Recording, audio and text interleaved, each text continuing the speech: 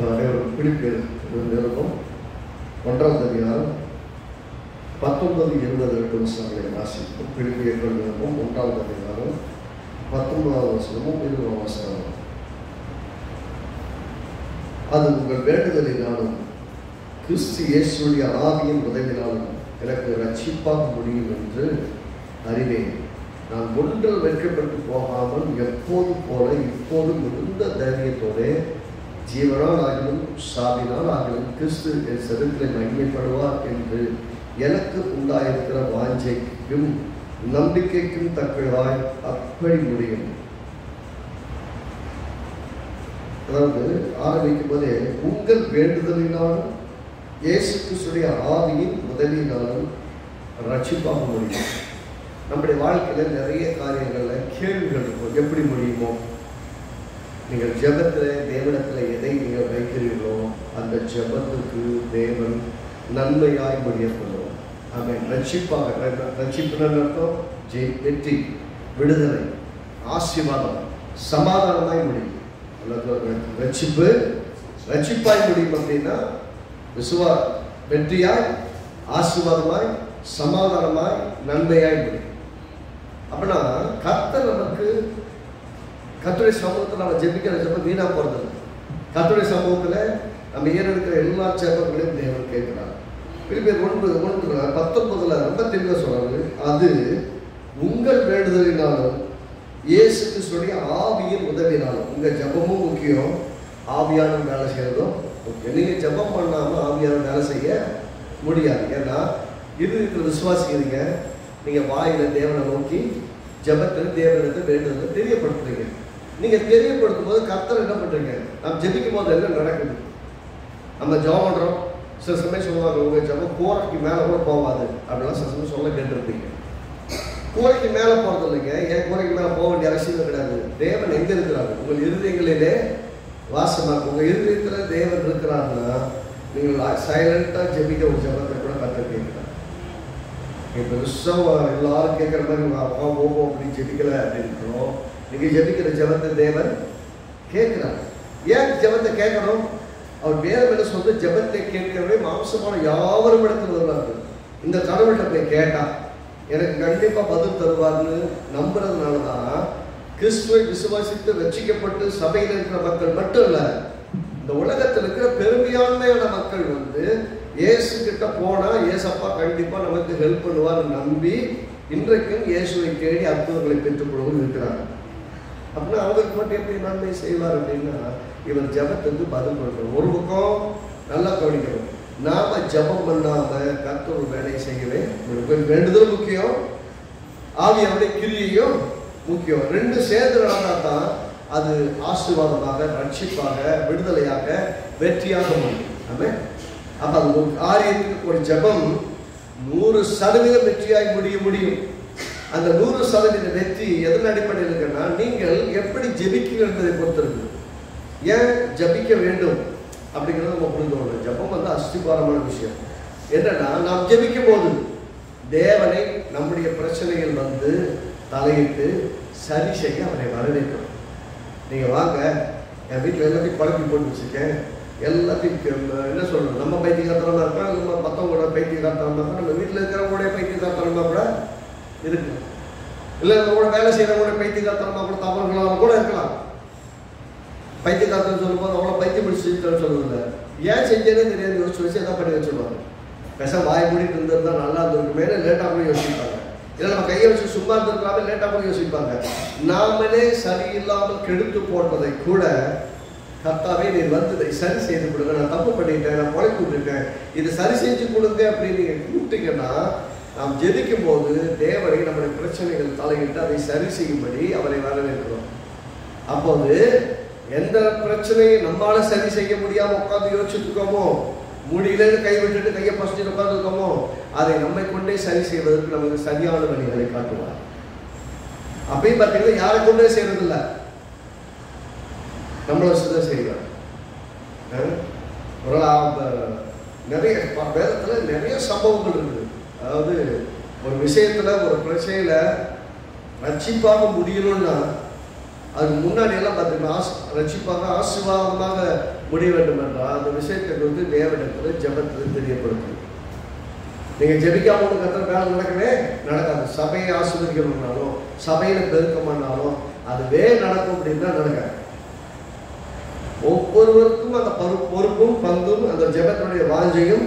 நீங்கள் இங்கிருந்து ஜெபம் பண்ண மட்டும் வீட்டில் இருக்கும்போது கூட சபையை ஆசீர்வதித்து எங்கள் சபை பெருகும், எங்கள் சபையின் விசுவாசிகளுடைய வாழ்க்கையை ஆசீர்வதிக்கப்படும், அந்த குடும்பம் கட்டப்படும், வாழ்க்கை நிறைவாக இருக்கணும் என்று இயேசுவின் நாமத்தில் நான் அறிக்கையிடுகிறேன். நான் ஆசீர்வதிக்கிறேன்னு சொல்லி நீங்கள் ஆசீர்வதித்தால் நீங்கள் ஆசீர்வதிக்கிறபடியே தேவன் சபையும் ஆசீர்வதிப்பார், விசுவாசிகளும் ஆசீர்வதிப்பார்.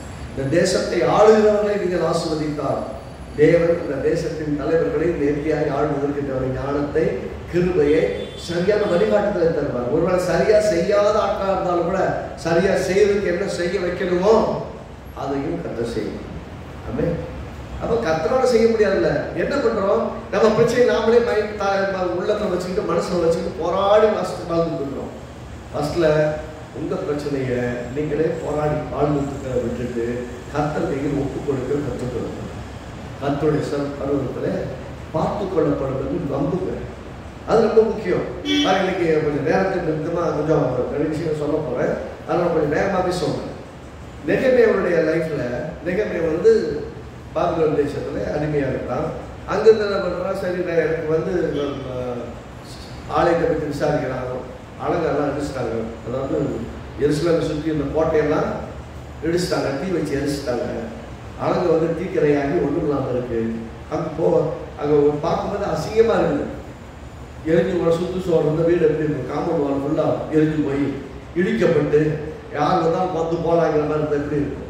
எனக்கு தான் அந்த வீடு சோறு கட்டப்படுமான்னு காத்துட்டு இருக்கோம்ல, அதே நிலைமை தான் இவனுக்கு வந்தப்பா. கேள்விப்படுறான். எஸ்ட் அடுத்த ஒரு செட்டு அடிமையில் வர்றாங்க. இப்போ முன்னாடி அடிமையாக போயிருக்காங்க நெகேமியா தகவல் சொல்கிறாங்க. அழகெல்லாம் இடிக்கப்பட்டு போச்சுப்பா, அங்கே எல்லாம் போக்குவரத்து இல்லாமல் அப்படி கிடக்குது, பார்க்கவே பரிதாபமாக இருக்குன்னு சொன்ன உடனே உட்காந்து அழுகிறான், ஜெபிக்கிறான், போய் ராஜா கிட்ட பேசுகிறான். ராஜா சொல்கிறான், சரிப்பா போய் நீ அழகுத்தை கட்டிட்டு வா. அங்கே சோரை கட்டுறதுக்கு வரலாம். சோரை கட்ட வரும்போது நல்லா கவனிக்க, நிறைய சவால்கள் வரும், நல்லா கவனிக்கணும். இவனுடைய ஆசை அந்த சோரை கட்டுறது, கர்த்தருடைய ஆசையும் அந்த அழகத்தை கட்டுறது. அப்போ கர்த்தருடைய ஆசையும் உங்களுடைய ஆசையும் ஒன்றா சேர்ந்து. ஆனால் உங்களுடைய ஆசையை தேவனுடைய ஆசையை நிறைவேற்ற விடாதபடிக்கு ஒரு பெரிய சூழல் அங்கே பின்னாடி நடக்குது. வந்து ஒரே போராடுறாங்க, அவ்வளவு போராட்டங்களை பண்றாங்க. நெகேமியாவின் புஸ்தகம் 6ஆம் அதிகாரத்தில் நெகேமியாவுடைய சரித்திரத்தில் 6ஆம் அதிகாரத்தில் 1ஆம் வசனத்தை பாருங்க.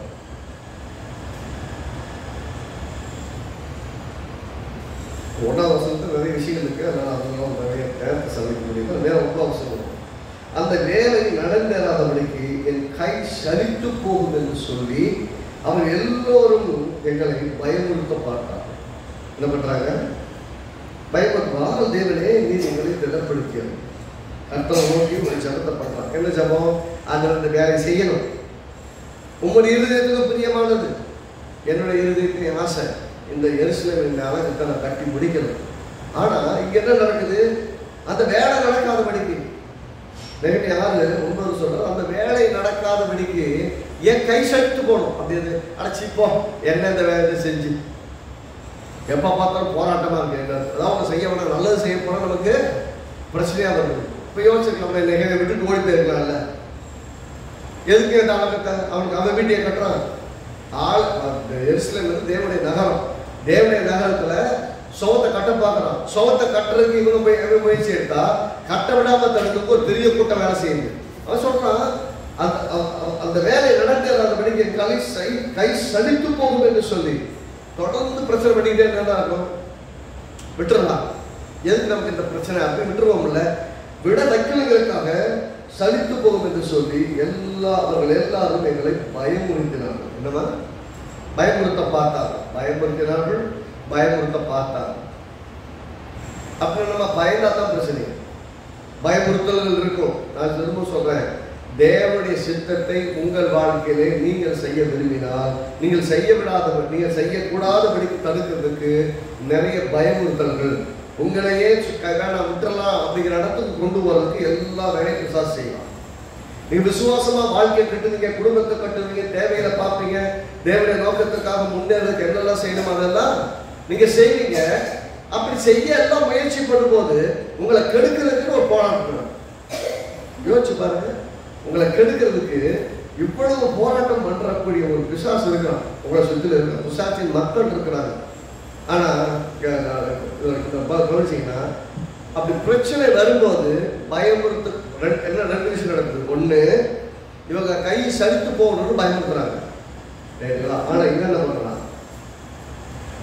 அதனால் தேவனே நீ கைகளை திடப்படுத்தும் ஜபன்ல ஆண்டவர்களே, நான் என் கையை நான் சோர்ந்து விடக்கூடாது. எப்படி நான் இந்த வேலையை செய்யும் போது, என் குடும்பத்தை கட்டும் போது, இந்த ஆலங்கத்தை கட்டும் போது, என் எல்லைகளை பாதுகாப்புக்குள்ள தேசமாய் பட்டணமாய் மாற்றுவதற்கான வேலை செய்யும் போது என் கை சலித்து போறதுக்கு எல்லாம் பயன்படுத்துறாங்க. தைரியம் போயிருது. சூழ்நிலை பார்த்தா ரொம்ப மோசமா இருக்கு, என்னால முடியல ஆண்டவர் அப்படிங்கும் போது கர்த்தாவே எனக்கு உதவி செய்யணும். ஆமென். கர்த்தாவே எனக்கு உதவி செய்தலும் என் கைகளை திடப்படுத்தணும். என் கை சலிச்சு போகணும், நான் செய்கிற வேலையை நிறுத்திடணும், நான் எடுக்கிற முயற்சியை நிறுத்திடணும். கூட்டமே வேலை செய்யுது. ஆனால் அவர் மத்தியிலையும் நீங்கள் கர்த்தரை நோக்கி ஜெபம் பண்ணினா அந்த ஜெபம் வெற்றியாக. ஆமென். ஒரு பிரச்சனை இல்லை. ஒரு பக்கம் கூட்டு அனுப்புறாங்க போல, ரைட்டா? உடனே சொல்லிட்டா நீ வந்து ராஜா பிரச்சனை பண்ற, நீ தனியா ராஜ்யம் அமைக்கிறதுக்காக கோட்டை கட்டிட்டு இருக்க, சுத்து சோறையை கட்டணும், வீட்டை கட்டிட்டு அது வேற விஷயம், நீ ஏன் கோட்டை சோறை கட்டிட்டு இருக்க, அப்ப இந்த தேசத்துக்கு நீ ராஜாவா இருக்கிறதுக்கு பிளான் பண்ணிட்டு இருக்க, அப்படி எல்லாம் போய் கம்ப்ளைண்ட் பண்றாங்க. அது சொல்லலாம், அதெல்லாம் கற்பனைப்பா, நான் கர்த்தருடைய நகரத்துடைய கோட்டையை கட்டிட்டு இருக்கேன். நிறைய பேர் சொல்லலாம், மனக்கோட்டை கட்டாத, உன்னால உன் வாழ்க்கையை கட்ட முடியாது, உன் குடும்பத்தை கட்ட முடியாது, உன் சூழ்நிலை வெளியே வர முடியாதுன்னு எல்லாரும் உங்களை பார்த்து பரிகசித்து பயமுறுத்திட்டு இருக்காங்களா? நீங்க தைரியமா கர்த்தரை சொல்லுங்க, கர்த்தாவே கைகள் திடப்படுத்தும். இதை செய்து முடிக்கிற வரைக்கும் என் கூட நீங்க இருக்கீங்க. ஏன்னா நான் உங்கள்கிட்ட சொல்லிட்டா வசந்த வாச்சம்ல, உங்கள் வேண்டுதலினாலும் பரிசுத்தாவின் கிரியினாலும் எப்படியா முடியும்? ரட்சிப்பாக, ஆசீர்வாதமாக, வெற்றியாக, விடுதலையாகத்தான் முடியும். நீங்க தேவன்கிட்ட சொன்னதுக்கு அப்புறம் அந்த காரியத்தை ஒரு காலத்துல தோல்வியில் வர முடியாது. ஏன்னா உங்க கைகள் சலித்து போற மாதிரி வேலை நடந்தாலும், பிரச்சனை நடந்தாலும், பயமுறுத்தினாலும் உங்களால் ஒரு காரியத்தை வெற்றியாய் முடிக்க முடியும். அதுக்கு 11ஆம் வசனம், அதே 6வது அதிகாரம் 11ஆம் வசனம் பாருங்க. என் தேவனே, தொபியாவும் சம்பல்லாத்தும் செய்த இந்த செய்திகளுக்கு தக்கதாக நீர் அவர்களையும் நோவாதியால் என்னும் தீர்க்கதரிசியானவரையும் எனக்கு பயமுண்டாக்க பார்த்த மற்ற தீர்க்கதரிசியும் நினைத்துக் கொள்ளும். இப்போ ஒரு பக்கம் அலங்கத்தை கட்டுறான், 2 பேர் வந்து பயமுறுத்திட்டு இருக்காங்க. ஒரு பக்கம் அது ஒரு பக்கம் வேற 2 பேரையும் சொல்லிட்டாரு. யாரு? தொபியாவும் சம்பல்லாத்தும் 2 பேர் வந்து டெய்லி வந்து டார்ச்சர் பண்றது. இன்னொரு பக்கம் ஆளுநர் பொய்யா தீர்க்கதரிசனம் சொல்ற மக்களை வச்சு மக்களுக்கு முன்னாடி, அதாவது மக்கள் உதவி செய்யறாங்க, மக்களும் சேர்ந்துதான் அந்த அலங்கத்தை கட்டுறாங்க. உங்க கூட யாருமே நிற்க கூடாது என்பதற்காக, உங்களோட கூட உழைக்கிற, உங்களுக்கு பாதுகாப்பா இருக்கிற, உங்களுக்கு சப்போர்ட் பண்றவங்க எல்லாம் உங்களுக்கு விலகணுங்கிறதுக்காக அவங்க கிட்ட எல்லாம் போய் பொய்யான தீர்க்கதரிசனம் சொல்றது. கர்த்தர் இந்த அலங்கத்தை கட்ட மாட்டார், இந்த அலங்கம் இடிந்துதான் கிடக்கும், இவன் தேவனுக்கு விரோதமானவன், இவன் தேவனுக்காக இந்த ஆலயத்தை கட்ட, தனக்கு பெருமைக்காக கட்டால் போய் தீர்க்கதரிசனம் சொல்றாங்க. அதாவது சம்பல்லாத்தும் தொபியாவும் என்ன சொன்னாங்களோ அதே போய் இந்த நொவேலியால் இருக்கக்கூடிய தீர்க்கதரிசி மூலமாகவும் மற்ற தீர்க்கதரிசி மூலமாகவும். அப்ப அந்த காலத்துல எலியா மாதிரி, எலிசா மாதிரி நொவேலியால கூட பாப்புலரான ஒரு தீர்க்கதரிசி, அவன் வாயிலும் பொய்யான தீர்க்கதரிசனத்தை சொல்லி அவனை போய் சொல்றாங்க. பாருங்க, மக்கள் அதாவது கடவுளுடைய வேலை நடக்குது, ஆனா கடவுளுடைய வேலையை நடத்த விடாதபடிக்கு கடவுளுடைய வார்த்தையாகவே சொல்றத குலசங்க வந்து நிறுத்துறது பாப்பா. நீங்க செய்யறது கடவுளுடைய வேலை. உங்க குடும்பம் நல்லா இருக்கணுமா, கடன் இல்லாம இருக்கணுமா, ஆசீர்வாதமா வாழணுமா, வாழ்க்கையில சிறையிருப்பு இல்லாம இருக்கணுமா, உங்க பிள்ளைகள் விடுதலையா படிக்கணுமா, வாழ்க்கையில சக்சஸ்ஃபுல்லா மாறணுமா, உயரணுமா, எல்லாம் கர்த்தருடைய சித்தம். ஆனா அது நடக்கக்கூடாதுங்கிறதுக்காக மீண்டும் மீண்டும் அநேக காரியங்கள் உங்க கண்ணிலே நீங்க பார்க்குற மாதிரி இருக்கும். இல்லை உங்களை சுற்றி நடக்கிறதே பார்த்தீங்கன்னா வந்து நம்ம கிட்ட தப்பான தகவல், நம்ம மனசுல ஒரு பயம், ஒரு திகில் வந்து பிடிச்சுக்கிறோம். பிடிக்க ஆரம்பிச்சதுக்கு அப்புறம் நம்முடைய ஜபமா இருக்கும். நாமளாக இருக்க மாட்டோம். வாழ்ற விதத்தில் தடுமாற்றம், விசுவாசிக்கிற விதத்தில் தடுமாற்றம், ஜெபிக்கிற விதத்தில் தடுமாற்றம். சொன்னல, எப்போ உங்களுடைய பயம் உங்கள் உள்ளத்தில் ஏறுதோ அப்போது உங்கள் பார்வை மாறிடும். எப்போ உங்கள் பார்வை மாற ஆரம்பிக்கிறதோ விசுவாசிக்க வேண்டிய இடத்துல பயப்பட ஆரம்பிச்சிது, ஜெயிக்க வேண்டிய இடத்துல தோக்க ஆரம்பிச்சிது. அப்போ தோல்விக்கான இடத்துல நீங்க இல்ல, ஜெயிக்கிற இடத்துல இருக்கீங்க. ஜெயிக்க வேண்டிய ஆளு தோத்து போறதுக்கு காரணம் என்னன்னா பிரச்சனையை பார்த்து பயப்படுறேன் சொல்றான். என்ன பயமுறுத்துறாங்க, ஆனாலும் கத்தாவே நீங்க பாத்துக்க, என் கைகளை நான் விட்டுட்டு அதை வேலையை வச்சுட்டு போங்கடா, உங்களுக்காக வந்து ஏன் அந்த அடக்கத்தை கட்டணும் ஓடி போறோம்னு நினைக்கிறாங்க. ஆனா என் கைகள் திடப்படுறது. ஒருத்தன் என் கையை செயல்படப்படாதுன்னு தடுக்கிறான். கத்தாவே எனக்கு உதவி செய்யும் ஜெபம். இன்னொரு பக்கம் பொய்யான தீர்க்கதரிசிகளை சொல்லி, ஒரு பக்கம் எதிராளிகள் தாக்குதல், இன்னொரு பக்கம் ஸ்பிரிச்சுவல் அட்டாக். மாம்சத்தில் வர மனுஷங்க ஒரு பக்கம் போராடுறாங்க, இன்னொரு பக்கம் மக்களை வந்து தூண்டி விட்டு கலகத்தை உண்டாக்குறதுக்கு பொய்யான தீர்க்கதரிசிகளை ஏற்படுத்தி பொய்யான தீர்க்கதரிசி பாருங்க நம்மளை பயமுறுத்துறாங்க. ஒரு பக்கம் கையெல்லாம் வேலையை விட்டுறணும்னு பாக்குறாங்க, இன்னொரு பக்கம் பொய்யான தீர்க்கதரிசி சொல்லி மக்களை எதிராக திருப்பி வேலை நடக்கூடாதபடிக்கு செயல் பார்க்குறாங்க. அப்படியே அலங்கமானது 52 நாளைக்குள்ளே கட்டப்பட்டு 700 மாதம் 25ஆம் தேதியிலே முடிந்தது. ஒரு பக்கம் போய் தீர்க்க தரிசனம், ஒரு பக்கம் போய் தீர்க்க தரிசனம். நெகட்டிவ்ல 14 சொல்றாரு, இவங்கெல்லாம் போய் தீர்க்க தரிசனம் சொல்றாங்க. 6ஆம் தேதி 6:14 போய் தீர்க்க தரிசனம் சொல்றாங்க. எனக்கு பிரச்சனை பண்றாங்க, எனக்கு பிரச்சனை இருக்குது, ஆனாலும் இதெல்லாம் நீங்க பார்த்துக்கங்க ஆண்டவரே சொல்றாரு. அதுக்கு அடுத்த வசனத்திலே அப்படின்னா வேலையை தடுக்க பயமுறுத்தினார்கள், போய் தீர்க்க தரிசனம் சொன்னார்கள், உண்மையில கம்ப்ளைண்ட் பண்ணுவேன் அப்படின்லாம் சொன்னாங்க. இவன் செய்கிற வேலை பாருங்க. எவ்வளவு எதிர்ப்பு வந்தாலும் அதன் மத்தியிலையும் ஒரு ஜெபத்தை பண்ண ஆண்டவரே என் கைகளுக்கு திடப்படுத்தேன், இதை செய்து முடிக்க எனக்கு கிருபை இருக்கா. ஒரு பக்கம் பார்த்தீங்கன்னா அந்த கட்டி முடிக்க வரைக்கும் எப்படின்னா ஒரு கையில பட்டயம், ஒரு கையில செங்கலை சுத்தி வச்சு ஒரு கையில எப்பயும் ஒரு கையில பட்டயம், எப்போ உயிருக்கு விரோதமாய் வரும் தெரியாது, அப்படிதான் வேலை செஞ்சாங்க. ஒருவேளை இன்றைக்கு நீங்க போகிற பயணம் அவ்வளவு போராட்டம் இருக்கிற பயணமா இருக்கலாம், ஆனா மறக்காதீங்க உங்க கூட தேவன் இருக்கிறார். தேவனை தெரியப்படுத்துங்க, உங்களுடைய பிரச்சனைகளை சூழ்நிலைகளை தேவனத்தில் தெரியப்படுத்தி தேவன் இந்த விஷயத்துல எனக்கு வந்து உதவி செய்வார் அதை நம்புங்க. ஜெபம் பண்ணுறது என்ன சொன்னேன், நீங்கள் ஜெபம் செய்யும் போது தேவனை உங்கள் பிரச்சனைகள் தலையிட்டு அதை சரி செய்ய அவரை வரவேற்று, உங்க பிரச்சனை வந்து அவர் வேலை செய்யணும் அப்படின்னு இன்வைட் பண்றீங்க. நீங்க பிரச்சனையை கையாண்டால் குழப்பிடுவீங்க, ஆனா அவர் பிரச்சனையை கையாண்டாருன்னா ரெண்டு பக்கமும் சமாதானத்தை தடைகள் இருந்தது, சவால்கள் இருந்தது, பொய்த்திருக்க இருந்தது.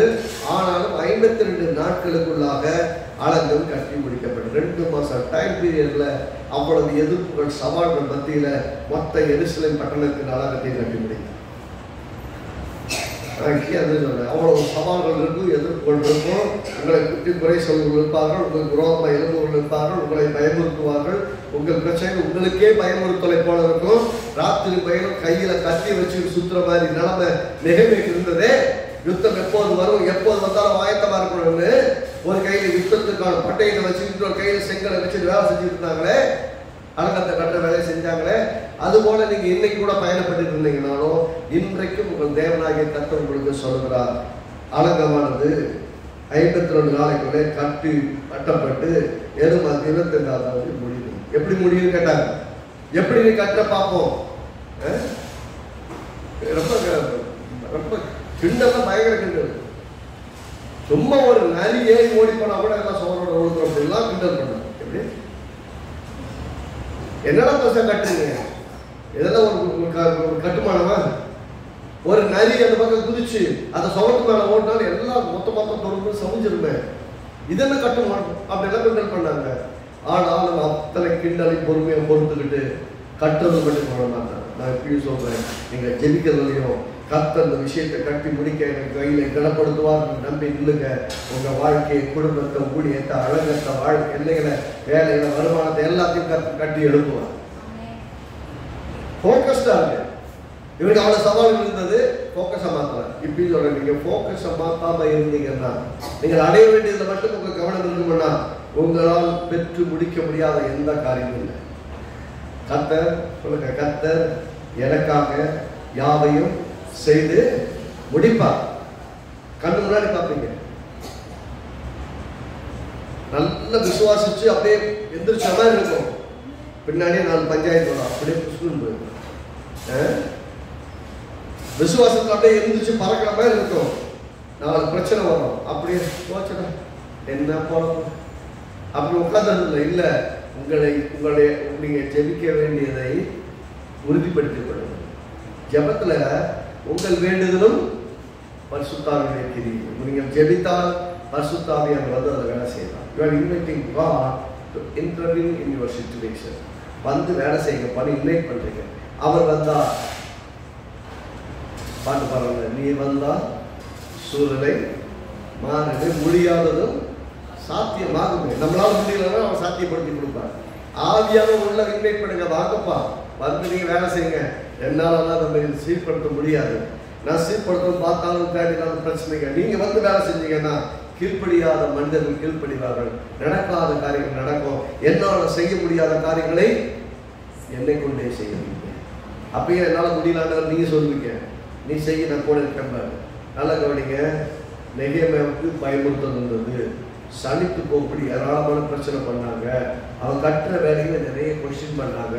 நீ செய்யறதே சரியில்லைன்னு சொன்னாங்க. சொல்லி மக்களையே எழுப்பி விட்டு மக்களுக்காக தான் செய்யறான். அந்த மக்களையே விரோதிகளாக பார்த்து எல்லா வேலையும் செஞ்சாங்க. ஆனாலும் அவனுடைய கோரோக்கத்துல கவனமா இருக்கும். ஒவ்வொரு முறையும் கர்த்தாவே நீங்க அப்படி பண்ணாங்க, நீங்க பாத்துக்க. அந்த வரை எல்லாம் அப்படி பண்ணாங்க, நீங்க பாத்துக்க. அவன் பாத்துக்க நாசமா போகணும் ஜெபம் பண்ண. அவன் ஜெபம் பண்ண ஆண்டு நீங்க பாத்துக்க. நீங்க அர்த்தம் சொல்றோம். எங்க பயப்பட்ட பார்த்து நினைத்து கொள்ளும். நீங்க மனசை வச்சுக்க கண்டவர்கள் அப்படி பண்ணியிருக்காங்க. இதெல்லாம் சும்மா கிடையாது. அப்படி சொல்றோம். ஆனா 52 நாள் வேலையை முடிச்சுட்டா. 14 வருஷம் பாருங்க.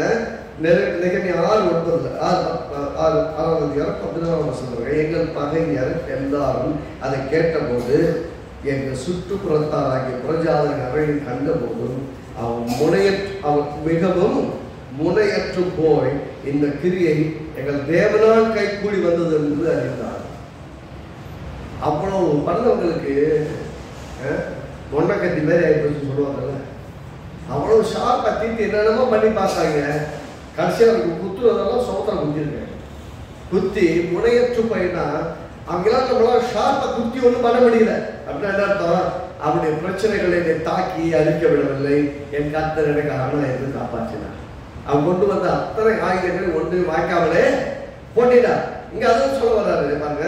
எங்கள் பகைஞர் எல்லாரும் அதை கேட்ட போது அப்படின்னா இவங்களுக்கு விரோதமா எழுதின தீர்க்கதரிசிகள் தொபியா சன்பல்லாத் என்பவர்கள் அவனை தூண்டி விட்டு வேலை செஞ்ச எல்லாரும் எங்கள் சுற்றுப்புறத்தாகிய புறஜாதியர்கள் அங்க இருக்கிறவங்க சுற்றி இருக்காங்க இல்லையா, பக்கத்து தேசம், அவங்க சுற்றி இருக்கிற மற்ற தேசத்தில் இருந்த புறஜாதி மக்கள், அதாவது இஸ்ரவேல் அல்லாதவர்கள் குடியிருந்தாங்கல்ல, அவங்க எல்லாம் பார்த்த போது அதான் 2 விஷயம் சொல்றாங்க.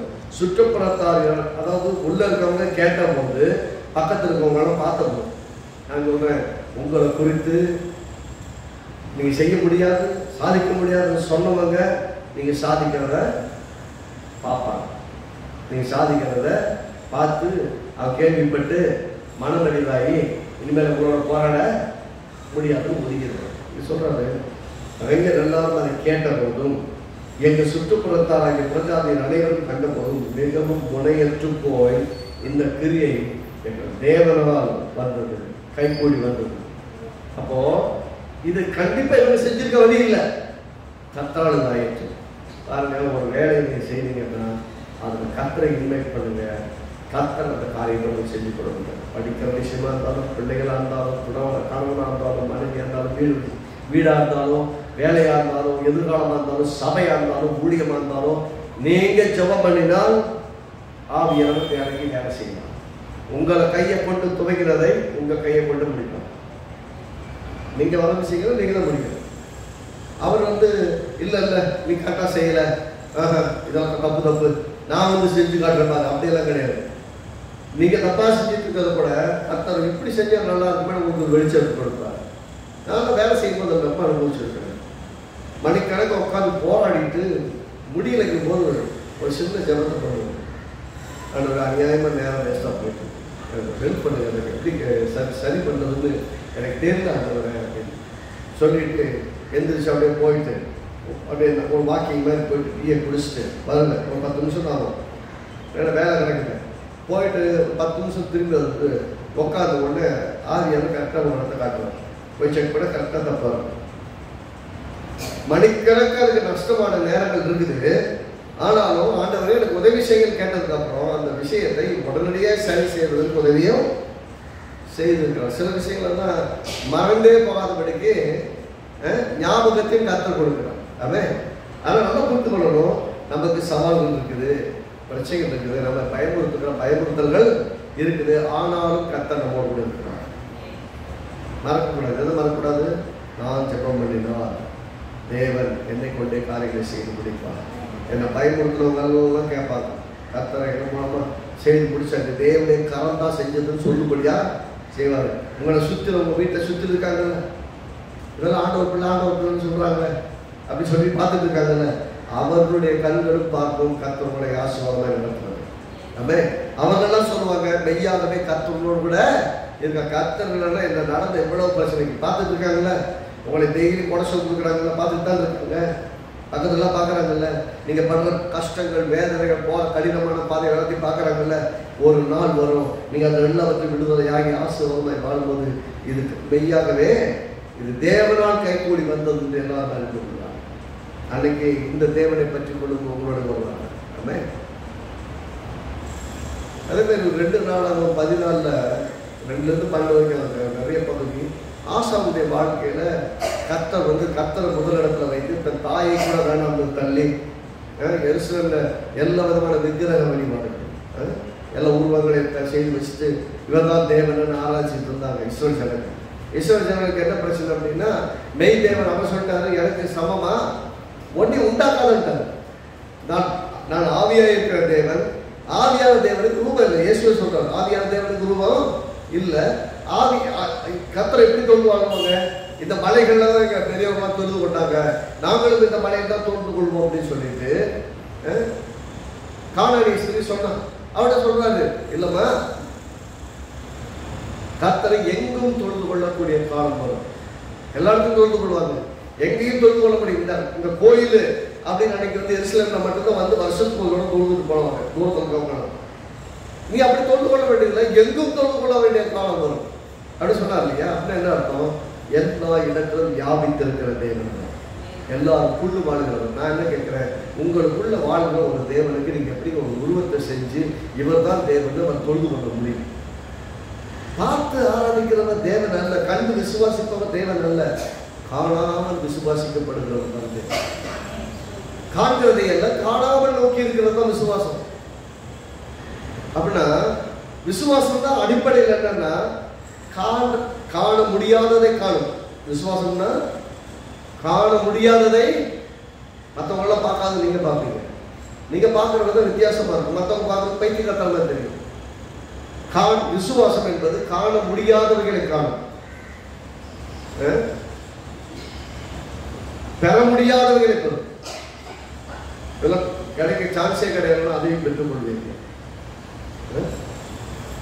செய்ய முடியாததை செய்வீங்க, உங்களால் முடியாதுன்னு சொல்ற விஷயத்தையும் செய்வீங்க. எதுனா நீங்க விசுவாசிக்க ஆரம்பிச்சீங்க. என்ன விசுவாசிப்பீங்க? என்னால் இதை செய்ய முடியும், என்னை பெறப்பட்ட கிறிஸ்துனால் என்னால் எல்லாத்தையும் செய்து முடிக்க முடியும் என்று வைராக்கியம் நினைப்பீங்க. ஏன்னா அவன் கிளம்பும் போது நிகழ்ச்சி பாருங்க, கிளம்புறதுக்கு ஜெபம் பண்ணிட்டு தான் கிளம்புனான். அங்கிருந்து உபவாசித்து ஜெபம் பண்ணிட்டு ஆண்டவரே எனக்கு ஹெல்ப் பண்ணுங்கன்னு வந்தான். வந்து வேலையை ஆரம்பிச்சதுக்கு அப்புறம் அப்பப்போ ஆண்டவரை நினைச்சுக்கங்கன்னு சொல்லிட்டு வேலை செஞ்சுட்டு இருந்தான். நீங்க ஒரு காரியத்தை செய்ய துவங்குவதற்கு முன்பாக தேவனுடைய சமூகத்தில் காத்திருந்து ஜெபம் பண்றீங்க, அதை செய்ய ஆரம்பிச்சதுக்கு ஒவ்வொரு இடத்தையும் கர்த்தருடைய ஆவியானவர் கிரியை செய்வார்.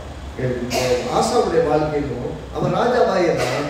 ராஜாவான அந்த நாளிலிருந்து 2 நாளாகவும் 14ஆம் அதிகாரம் 2லிருந்து 12 வரைக்கும் நோட் பண்ணி வச்சுக்காங்க. நேரம் இல்லை, முழுசாக எல்லாத்தையும் வாசித்து எக்ஸ்பிளைன் பண்ணுறேன். ஜிஸ்ட்டை மட்டும் சொல்கிறேன், சுருக்கமாக மட்டும் சொல்கிறேன். ஏன்னா ஒவ்வொரு காரியமும் எப்படியாக முடியும் அப்படிங்கிறத நீங்கள் யோசிச்சு பார்த்துக்கணும். சிறு வயதில் ராஜாவாகிறான். ராஜாவான பின்பாக அவன் தேசத்தில் இருக்கிற எல்லா விக்கிரகத்தையும் டிஸ்ட்ராய் பண்ணிடுறான். அப்படின்னா என்ன அர்த்தம்? இந்த இஸ்ரவேல் ஜனங்கள் தாங்களே உருவாக்கி வைத்து இவர் தான் தேவன் என்று வழிபட்டு கொண்டு வந்தாங்க. அது எல்லாத்தையும் காலி பண்ணிட்டாங்க. காலி பண்ணிட்டு எல்லாருக்கும் தன் தாய் அப்படிப்பட்ட காரியத்தை செய்யறான்னு அவங்க அம்மாவையே எனக்கு அம்மா இல்லைன்னு அம்மாவையும் நிராகரிச்சிடான். நீ இந்த மாதிரி உருவங்களை உருவாக்கிட்டு இந்த மெய் தேவனை நீ உருவத்தை வச்சு வழிபடுற மாதிரி பண்ணேன்னா நீ எனக்கு அம்மாவே கிடையாது, தாயும் தள்ளிடுறான். அந்த அளவுக்கு வைராக்கியமா இருந்தால் கர்த்தர் அவன் காரியத்தை எல்லாம் ஜெயமாய் முடியப்படுகிறான். கர்த்தருக்காக நீங்க வைராக்கியம் பாராட்டுறீங்க, ரைட்டா? சரி, அதுக்காக இன்றைக்கு நம்மை சுற்று நம்ம குடும்பத்திலே வச்சுக்கல இந்த பக்கம் அந்த பக்கம் இருக்கிறாங்க. ஆனா அதுக்காக நம்ம வீட்டுல கூட தள்ளி விட்டுறாமா? அப்பா சொல்லிட்டா அம்மா தள்ளி விட்டுட்டா அப்படி போயிட்டு. ஆனா இன்றைக்கு ரட்சிப்பு சமீபமா இருக்கு. வேதம் தெளிவா சொல்றது, ரட்சிக்கப்படாத கணவன் உன்னோடு இருக்கிறான் என்றால், அது ரட்சிக்கப்படாத மனைவி உன்னோடு இருக்கிறான், ஒரு நல்ல நடக்கையினாலே உன்னை ஆதாயப்படுத்தி. எப்படி ஆதாயப்படுத்த முடியும்? நீ அவங்களுக்கு முன்னாடி நல்ல முறையில் வாழ்ந்து காட்டணும். இந்த கர்த்தரை விசுவாசிப்பதனால் உங்கள் வாழ்க்கையில் ஏற்படக்கூடிய மாற்றங்கள் அவர்களுக்குள் தாக்கங்களை ஏற்படும். அப்ப நீங்க விசுவாசத்துல வாழ்ந்து விசுவாசமா காரியங்கள் நடத்திட்டால் உங்கள் குடும்பத்தில் இருக்கிறவர்கள் கண்களும் உங்கள் உறவுகள் இருக்கிற எல்லாருடைய கண்களும் கர்த்தர் உங்கள் மூலமாக செய்யற காரியங்களை பார்ப்பார்கள். அப்பயே அவங்க சொல்லுவாங்க, நீங்க எனக்காக ஜெபம் பண்ணுங்க. நீங்க ஜெபம் பண்ணும்போது அவங்களுக்கு அற்புதம் நடக்கும். அப்ப அவங்க அறிய ஆரம்பிச்சிருவாங்க, இல்ல நீ ஆராதிக்கிற தேவன் மெய்யாகவே எனக்கு அற்புதங்களை செய்யறாங்க, நானும் அவரை விசுவாசிக்கிறேன். இவங்க விசுவாசிக்கிறேன் ஆரம்பிப்பாங்க. சின்ன ஜபங்களை செய்ய சொல்லுவாங்க. ஏனென்றால் நீங்கள் ஜெபிக்கிறீர்கள், ஆவியானவர் உங்களோடு கூட சேர்ந்து கிரியை செய்கிறார். அவனுக்கு அது விடுதலையாய் ரட்சிப்பாய் முடிகிறது. அவர்களுக்கெல்லாம் ரட்சிப்பாய் முடிவதுமல்ல, உங்களுக்கும் ரட்சிப்பாய் முடியும். அப்ப அவன் வெற்றி தேவனுக்காக வைராக்கியமாய் வாழ்ந்து தேவனுக்காக வைராக்கியமா நிற்கிறான். கடைசி எப்படி முடியும்னா நன்மையாய் வெற்றியாய்தான் முடியும்.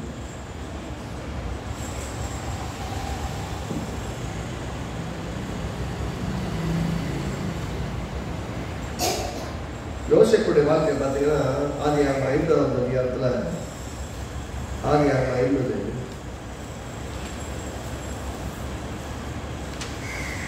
கடைசியில ஃபைனல் என்ன சொல்றோம் அப்படின்னு பார்த்தீங்கன்னா ஆதியாகமம் 50:20 நீங்கள் எனக்கு தீமை செய்ய நினைத்தீர்கள், தேவனோ இப்பொழுது நடந்து வருகிறபடியே வெகு ஜனங்களை உயிரோலை காக்கும்படி நன்மையாக ஊழியம் பண்ண. சிவன் பார்க்கிறாரு. எப்படி முடியும் கேட்குறீங்களா? ரட்சிப்பாக முடியும். சொல்லலாம், உங்கள் வேண்டுதல்னாலும் பசுத்தாவினுடைய கிரியைனாலும் ரட்சிப்பாக முடியும். ஏன் பிடிப்பேர் 1:19-20 சொல்றேன்னா, நான் 19 சொல்றதுன்னா, நான் ஜெபம் பண்ணுனா கண்டிப்பா எனக்கு ரட்சிப்பா தான் முடியும். என்னங்கப்பா போய் ஜெபம் பண்ணிட்டு அப்படி இல்லைங்க. ஒண்ணுல குழிக்குள்ள தூக்கி போட்டாங்க, குழிக்குள்ள போட்டுட்டு அப்படியே போயிட்டாங்க. இப்ப யாரும் கிடையாது. இப்ப என்ன ஆகணும்? தானே படைக்கணும். நிறைய சமயங்கள் நீங்கள் தனித்து விடப்படுவீர்கள், யாருமே இல்லாத அனாதைகளை போல காணப்படுவீர்கள். மறக்காதீங்க, ஒவ்வொரு இடத்திலையும் கர்த்தருடைய வார்த்தை சொல்றது, கர்த்தர் யோசேப்போடு இருந்தார். அவன் தனியார் கிடையாது, ஒரு சர்வ வல்லமையுள்ள தேவனோடு கூட வாழ்கிறான். அதனாலதான் இவங்க எல்லாரும் கெட்டதை செஞ்சுட்டு குடிநீருக்கு போட்டு போயிட்டாங்க. ஆனா கர்த்தர் என்ன பண்ணாரு? இவங்க பார்வோனுடைய அரண்மனைக்கு போற என்ன சினிமாத்தை செஞ்சுட்டாங்க. போற பாதை கடினமா இருக்கும், பொய் குற்றச்சாட்டுகள், அதனால அந்த சிறையிருப்புகள், நம்புற மக்கள் எல்லாம் மறந்து போகிற நிலைமைகள். ஆனாலும் மறக்காத ஒரு தேவன் இருக்கிறார். கர்த்தர் ஞாபகம் வச்சு கரெக்டா பார்வோனுக்கு ஒரு சொப்பனத்தை கொடுத்து அந்த சொப்பனத்தை வியாக்கியானம் பண்றதுக்கு சரியான ஆள் யாருன்னு அந்த பார்வோன் பக்கத்திலே நின்று வேலை செய்யக்கூடிய பானபாத்திரக்காரனுக்கு கர்த்தருடைய வார்த்தையை சொல்ல வச்சு அவனை காப்பாத்திட்டு, இந்த மனுஷனை காப்பாற்றணும்னு நினைச்சான். இல்ல கர்த்தர் தான் காப்பாத்துறாங்க. கர்த்தரை வெளிப்படுறதுக்கு அவனுக்கு சொப்பனத்தை கொடுத்தாரு. அப்ப அவனுக்கு அவன் இல்லைங்க கூட சிறையில் விட்டாரு யோசிப்பு.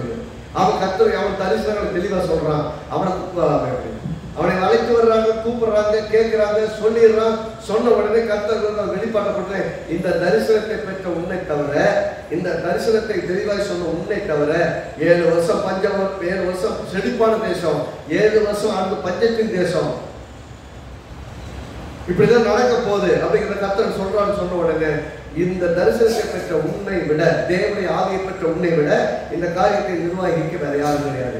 நீயே இந்த தலைவனாக இரு. அரசாங்கத்தை மட்டும் நான் முதல்ல, நீ சொல்லாம ஒருத்தர் கையாட்ட மாட்டான், கால ஆட்ட மாட்டான், நீ தான் நெக்ஸ்ட் அப்படின்ட்டு போயிடுற. இப்போ பேருக்கு ராஜா, பேர் பெற்றவருடைய பிள்ளை, தேவாதி தேவனுடைய பிள்ளை யோசேப்பு இப்ப ராஜாவுக்கு அடுத்த ஸ்தானத்தில் ராஜா மாதிரியே வேலை செய்யறாங்க. தேசம் காக்கப்படுது, மக்கள் காக்கப்படுது, மனுக்குலம் காக்கப்படுது, எல்லாமே நடக்குது. அப்படின்னா நல்லா புரிந்து கொள்ளுங்க. நீங்க ஜெபம் பண்ணினா, நீங்க கர்த்தரை நம்பினால் கர்த்தர் உங்களுக்காக யாவையும் செய்து முடிப்பார். அது நம்புற இடம் இருக்கு பார்த்தீங்களா, அப்பதான் கிண்டிங்க. எப்பயுமே சேலஞ்சிங்கான விஷயம் என்னன்னா, என்ன பண்றது, நடக்கிறதெல்லாம் இடமா நடக்குது, இங்க நம்புறதுன்னு நிறைய கேள்வி மாசம் வரும். அப்பதான் ரொம்ப அதிகமா நம்பணும். நான் நினைச்சபடி போகலே நினைப்பீங்க, அப்பதான் ரொம்ப நம்பணும்.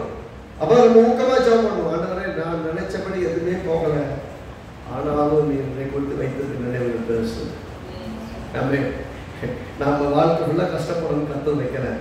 கர்த்தர் சொல்லிட்டாரு, உன்னை எல்லாம் பணிந்து கொள்ளும்படி உயர்ந்திருக்கான். யோசிச்சு பாருங்க, இவன் ராஜாவுக்கு அடுத்த ஸ்தானத்துல இருக்கா, எல்லாம் கிட்டத்தட்ட ராஜா மாதிரி இருக்கான்னு சொன்னதுனாலதான் அவனை தேடி வந்த சகோதரர்கள் அவங்க அப்பா முதல் கொண்டு பணிந்து கொள்ளக்கூடிய அளவுக்கு நல்லா கவனிக்கணும். ராஜா வந்தா, ராஜாத்தியா இருந்தாலும் சரி, பெற்றோர்களா இருந்தாலும் சரி, எல்லாரும் அவங்களை பணிந்து கொள்ளணும். நீங்க எல்லாரும் என்னை பணிந்து கொள்ளும்படியா கர்த்தர் தரிசனத்தை கொடுத்தான்னு சொன்னப்போ அவங்களுக்கெல்லாம் போறாம, அப்பாவுக்கே கடுப்பு. ரெண்டாவது, அவ்வளவு பெரிய ஆளா இல்லையா? நான் சொல்றேங்க, நீங்க எவ்வளவு பெரிய ஆளாவீங்க உங்க அப்பா அம்மாவுக்கே தெரியாது. உங்களை திட்டமிட்டு வைத்திருக்கணும் தேவன். அவரோட கரெக்டா இருங்க, அவர் சொல்றதை விட கரெக்டா செய்யுங்க. உங்க மனசுக்கு தோன்றதெல்லாம் சரின்னு நினைச்சு நீங்க செஞ்சீங்கன்னா நீங்க போகிற பாதை இழந்துருவீங்க.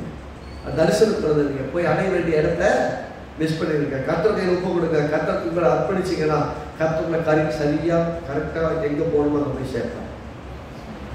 இவன் சொல்றான், நீங்க எனக்கு கெட்டதை செஞ்சீங்க, நீங்க கெட்டதை செஞ்சது பரவாயில்ல, இன்னைக்கு இத்தனை பேர் உயிரோட காப்பாத்திருக்கா கர்த்தர் எனக்கு அதை நன்மையா மாத்திட்டார். அப்படின்னா எப்படி முடியுங்க அப்படின்னு கேட்டீங்கன்னா, தீமையும் நன்மையாய் முடியும். கெட்டது செஞ்சாலும் கெட்டதுலயும் ஒரு நல்லது உலகத்துல சொல்லுவாங்க, கெட்டதுலயும் நல்லதுன்னு சொல்லுவாங்க. இது கெட்டது நல்லது கிடையாது. கெட்டதே நமக்கு செஞ்சாலும் கூட கர்த்தர் அதை நல்லதா மாத்திடுவாங்க. அதனாலதான் கர்த்தர் நமக்கு எப்படி சொல்றாங்க, நீ தீமையை நன்மையினால வெல்லு. அப்படின்னு என்ன அர்த்தம்? சண்டை போடாத, விசுவாசமா பயணி. உன் வெற்றியை பார்க்கும் போது அவர்கள் எல்லாம் முனையற்று போவாங்க.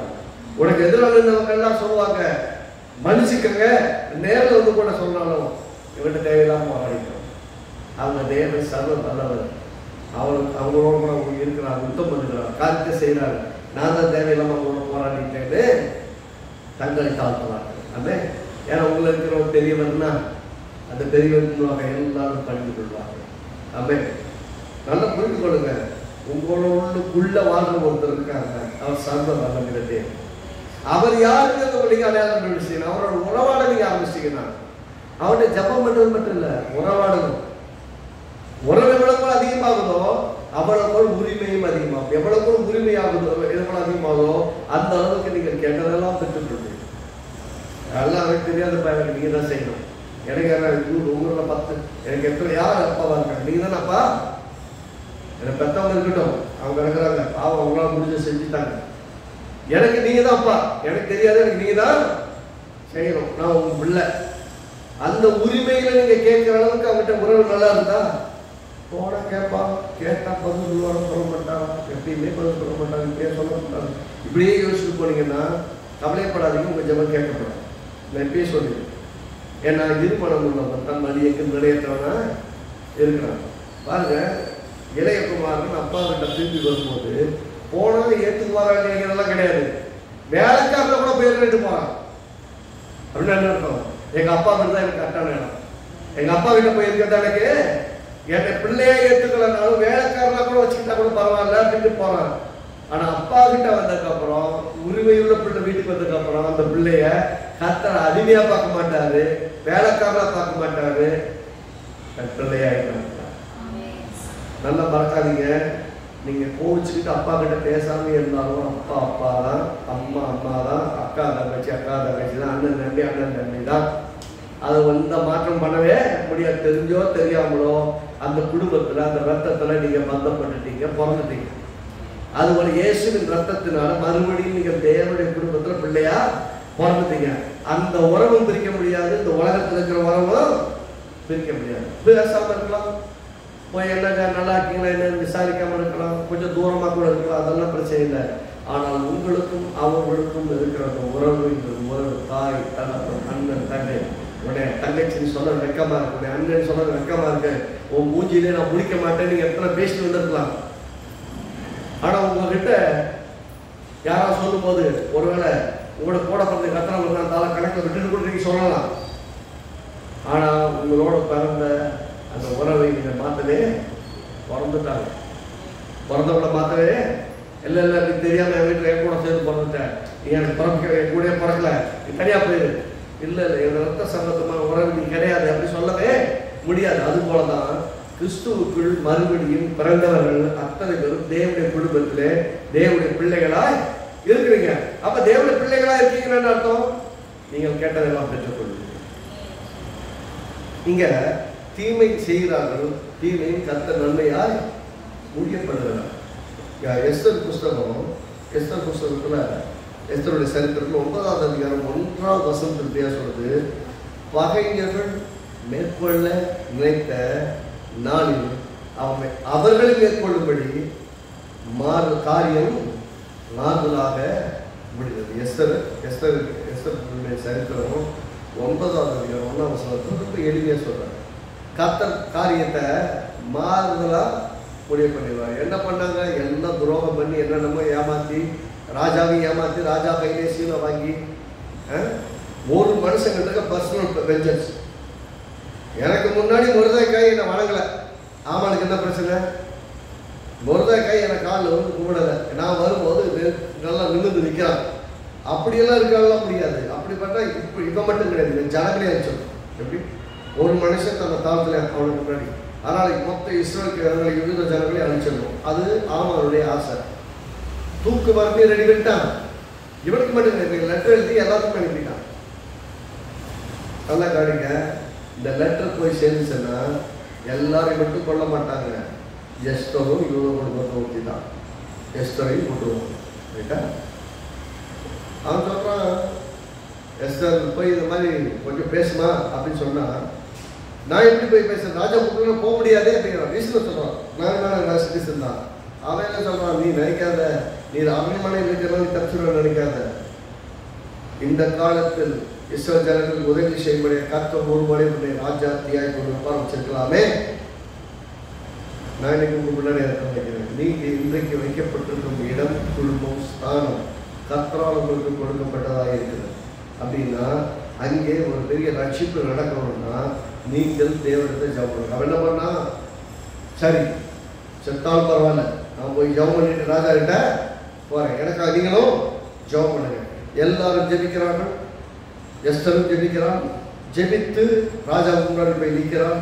ராஜா என்னைக்கும் இல்லாமல் பொறுப்போடு நீட்டி அவளை ரிசீவ் பண்ணிக்கிறான். கொல்ல சொன்னான். ராஜா கூப்பிடாமல் போனால் கொலை செய்யப்பட வேண்டும். ஆனால் ராஜா கூப்பிடாமையே போயிருக்கிறான். ஆனால் கர்த்தர் அந்த மனிதனுடைய கண்களில் தயவு கிடைக்கப்படுகிறார். அப்புறம் அந்த மனிதனோட பேசி காரியங்களை விளக்கம் பண்ணி கர்த்தர் இந்த எல்லா இஸ்ரவேல் ஜனங்களை கொள்ளும்படி தேசங்களுக்கெல்லாம் கொடுக்கப்பட்ட அந்த ஒரு தேசம் கிடையாது, 127 தேசங்களுக்கு ராஜாவாக இருந்தாங்க ஆகாசத்தில். அப்படின்னா அத்தனையும் பரவி கிடந்து எல்லா இஸ்ரவேலரையும் கொள்ளணும்னு லெட்டர் போயிடுச்சு.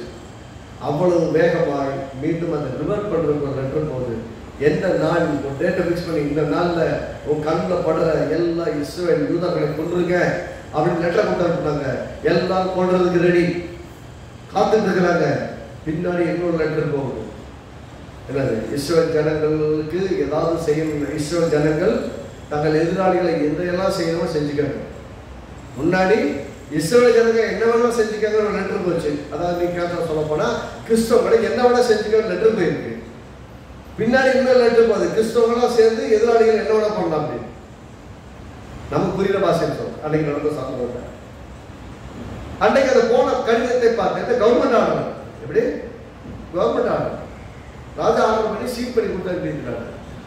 நல்லா கவனிங்க, ஏற்கனவே அனுப்பப்பட்ட கடிதம் மற்றவர்கள் கையில கொடுத்து அந்த நாளிலே எல்லாவற்றையும் அளிப்பதற்கு முன்பாக பின்னாடி அனுப்பப்பட்ட அந்த கடிதம் முன்னாடி போய் சேர்வதற்கு தேவன் உதவி செய்கிறார். அப்படி முன்னாடி ஒரு லெட்டர் போகுது இல்ல, அந்த லெட்டரை பீட் பண்ணி விடுதலைக்கான வெற்றிக்கான ஜெயத்துக்கான காரியத்தை மாறுதலாய் முடிய பண்ணுகிறதுக்கான லெட்டர் இருக்குல்ல, அது அந்த லெட்டருக்கு முன்னாடி போய் சேரும். இது உங்களால என்னால செய்ய முடியும், அடுத்தவங்க செய்யும். ஒன்று லெட்டர் முன்னாடி போய் கிடைச்சிருச்சு, காலையில் வேலையை ஆரம்பிச்சிட்டான், என்ன பண்ண முடியும்? எத்தனை யூதர்கள் இறந்துருப்பாங்கன்னு எனக்கு சொல்லியிருப்போம் இல்லையா? முந்தின வீரர்கள் கொண்டு போய் இந்த கடிதத்தை கொடுப்பதற்கு முன்பாக பிந்தி அனுப்பப்பட்ட வீரர்கள் மகா தீவிரமை போயிருந்தார். நான் இன்னைக்கு சொல்றேன், உங்கள் விடுதலைக்கான வேகம், உங்கள் விடுதலைக்கான கடிதம் ஒரு தீவிரமாய் சொல்லும். உங்களை அழிப்பதற்கு திட்டமிட்ட கடிதத்தை விட, அந்த நகரை விட, அந்த ஆணையை விட, கர்த்தர்களை விடுதலையாக்குவதற்கான கம்யூனிகேஷன் வந்து ரொம்ப தீவிரமாய் போகும். ஆவியானவர் எங்கும் வியாபித்திருக்கிறவர் எப்படி உதவி செய்திருக்கிறார். 40 நாள் எலியாவை இரவும் பகலும் ஓடி ஒரு இடத்துக்கு சேர வச்சாங்கன்னா, அதே தேவன் உங்கள் இயற்கைக்கு அப்பாற்பட்ட விதத்தில் நீங்கள் ஜெபிக்கிற காரியங்களுக்கு எல்லாத்தையும் வாய்க்கப்படுவார். சொல்லுங்க, பிரச்சனை இருந்தது. எஸ்தரும் ஜெபித்தா, யூதர்கள்லாம் ஜெபித்தார்கள். ராஜாவிடத்தில் போனால் காரியத்தை கர்த்தர் மாறுதலாய் முடியப்படுவார். உங்கள் வேண்டுதலாலும் பரிசுத்தாவியின் கிரியனாலும் எனக்கு ரட்சிப்பாக முடியும். வெற்றியா முடியணுமா? ஜெபம் வேண்டும், ஆவியானவை கிரியை வேண்டும். ரெண்டு சேர்ந்து வேலை செய்யலன்னா, அப்ப நீங்க ஜெபிக்கலன்னா ஆவியானவை கிரியை செய்ய முடியாது. ஆவியானவர் தன்னைத்தானே அதை செஞ்சுக்க மாட்டார். உங்கள் ஜெபம் ரட்சிப்பாக முடியும். அவன் ஜெபம் ரட்சிப்பா முடியணும்னா முதல்ல ஜெபம் வரும். ஜெபம் எப்படி வரும்? விசுவாசத்தோடு ஜெபிக்கிறது. நெகேமியாவுக்கு அற்புதம் செய்தவர், யோசேப்புக்கு அற்புதம் செய்தவர், எஸ்தருக்கு அற்புதம் செய்தவர், ஆசாவுக்கு அற்புதம் செய்தவர், இன்றைக்கும் உங்களுக்கு அற்புதம் செய்வார். உங்கள் குடும்பத்தை காக்கும்படி, உங்களை காக்கும்படி, உங்களுக்காக தம்முடைய ஆவியானவரை கிரியை செய்யும்படி வழி நடத்துவார், கட்டளையிடுவார். அவே கர்த்தர் நல்லவர். தேவனுடைய ஆசீர்வதிப்பார்.